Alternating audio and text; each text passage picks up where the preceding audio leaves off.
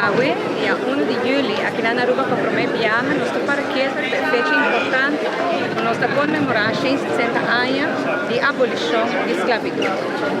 A maneira como começar meu discurso é importante para nós, para que essa fecha aqui, uma fecha histórica, por a Holanda, por exemplo, nós mira a Wilhelm Alexander, se desculpa que aqui é mês de número de Casa Real e está sendo investigação de mira aqui, todo o papel de Casa Real de todo o tema de esclavitud.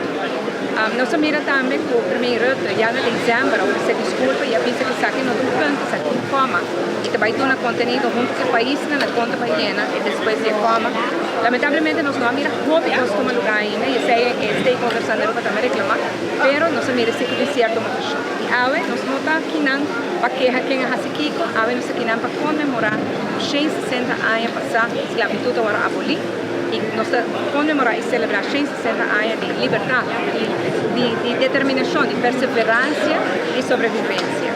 E na Aruba também nós conhecemos a esclavitud, e no meu discurso eu dou um exemplo com o website do Arquivo Nacional, Collection.aue, tudo rende com a informação de esclavitud de não antepassado. Minha exercício é me pôr fan cruz e me uma lista mobilar.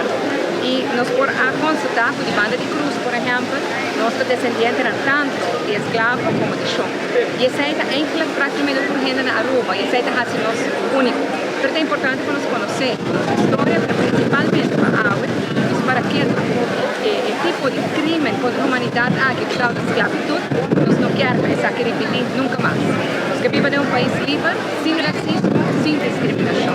E ojalá que a água tenha confirmação, reconfirmação de nós cada que estava e sigue, esse país de grande, para sair liberdade e igualdade.